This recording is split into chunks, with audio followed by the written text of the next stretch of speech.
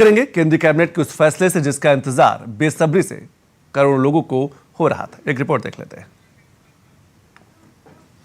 को आज माननीय प्रधानमंत्री जी ने अप्रूव किया 8th पे कमीशन का कॉम्पोजिशन और उसमें क्या टर्म्स ऑफ रेफरेंस रहेंगे, कितना टाइम पीरियड रहेगा, वो सारा आज अप्रूवल हुआ। और ये बहुत बड़ा महत्वपूर्ण फैसला है। आपको पता है कि अभी हाल ही में जनवरी में ही इन प्रिंसिपल अप्रूवल हुआ था कि किस तरह से 8th पे कमीशन का फॉर्मेशन किया जाए और इतने कम समय में 8 सेंट्रल पे कमीशन का गठन भी कर दिया गया। छठ के महापर्व के मौके पर पीएम मोदी की अगुवाई में हुई केंद्रीय कैबिनेट की बैठक से केंद्र सरकार के कर्मचारियों और पेंशन भोगियों के लिए एक बड़ी राहत की खबर सामने आई है। केंद्र सरकार ने मंगलवार को 8वें वेतन आयोग की टर्म्स ऑफ रेफरेंस यानी TOR को मंजूरी दे दी है, जिससे करीब 50 लाख केंद्रीय कर्मचारियों और 69 लाख पेंशनर्स की उम्मीदें एक कदम और आगे बढ़ गई हैं। केंद्र सरकार ने मंगलवार को 8वें वेतन आयोग की शर्तों को मंजूरी दी। इससे करीब 50 लाख केंद्रीय सरकारी कर्मचारियों और 69 लाख पेंशनधारियों को फायदा होगा। कैबिनेट नोट के अनुसार 8वां वेतन आयोग एक टेम्परेरी बॉडी होगी। इसमें एक चेयरपर्सन, एक पार्ट टाइम मेंबर और एक मेंबर सेक्रेटरी शामिल होंगे। नए पे कमीशन की कमेटी में जस्टिस रंजना प्रकाश देसाई चेयरमैन होंगी।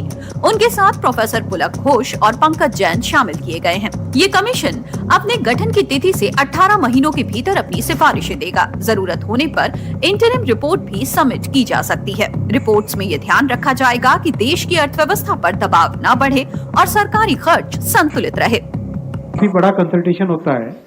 कई मंत्रालय जिनमें बड़ी संख्या में सरकारी कर्मचारी हैं सेंट्रल गवर्नमेंट के, डिफेंस हो गया, होम हो गया, रेलवे हो गया, और DOPT के माध्यम से जो जॉइंट कंसल्टेटिव मैकेनिज्म है सभी यूनियंस का, सभी फेडरेशंस का, उस JCM के साथ भी डिटेल्ड कंसल्टेशन होता है। इन सब कंसल्टेशंस के बाद में ये टर्म्स ऑफ रेफरेंस फॉर्मेशन किया गया है। तो ये बहुत ही एक इम्पॉर्टेंट टाइमली एक्शन ले लिया गया है। कई राज्य सरकारों के साथ भी इसमें कंसल्टेशन किया गया और करीब सभी राज्य सरकारों ने इसमें सहयोग दिया है। 18 मंथ्स के अंदर ये रिपोर्ट आएगी इसकी 8th पे कमीशन की। सरकार ने जनवरी 2025 में ही इस कमीशन के गठन का ऐलान किया था, जिसके बाद अब टर्म्स ऑफ रेफरेंस को मंजूरी दे दी गई है, जिसका मतलब ऐसे दस्तावेज से है जो बताता है कि आयोग का काम क्या है, काम कैसे होगा, कितने समय में होगा, कौन कौन शामिल होंगे। 8वां वेतन आयोग के बाद कर्मचारियों की मिनिमम बेसिक सैलरी 18,000 से बढ़कर 44,280 रुपए हो जाएगी।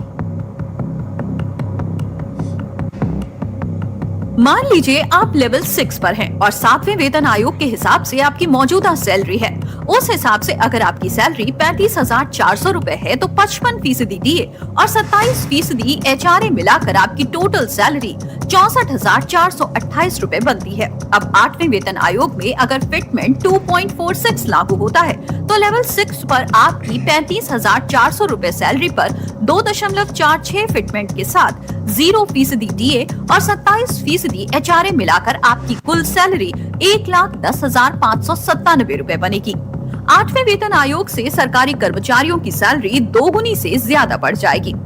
बता दें कि 16 जनवरी को पीएम मोदी की अध्यक्षता में हुई केंद्रीय कैबिनेट की बैठक में 8वें वेतन आयोग के गठन पर सरकार ने हरी झंडी दी थी और अब ये प्रक्रिया एक कदम और आगे बढ़ चुकी है। कैबिनेट बैठक में केंद्र सरकार ने एक बार फिर देश के किसानों का ध्यान रखते हुए भी एक बड़ा ऐलान किया है। फैसला लिया गया साथियों आज nutrient based subsidy for rabi season.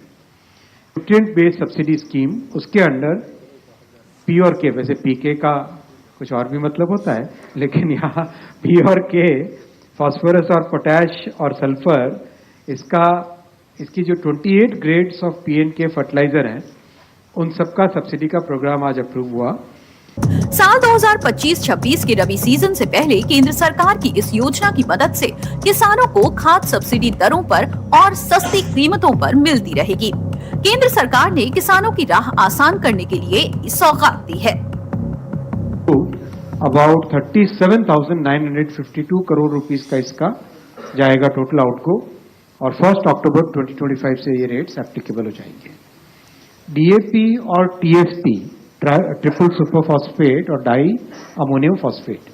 ये दोनों सबसे बड़े हाईली कंज्यूम्ड फर्टिलाइजर के कंपाउंड्स हैं। इनका करीब करीब 60% इन दोनों का होता है कंजम्पशन। इन दोनों के लिए एक स्पेशल पैकेज भी रखा गया है, जिससे कि जो फार्मर्स को, किसानों को जो रेट मिले वो रेट बिल्कुल कांस्टेंट रहे, वो बिल्कुल ना बढ़े।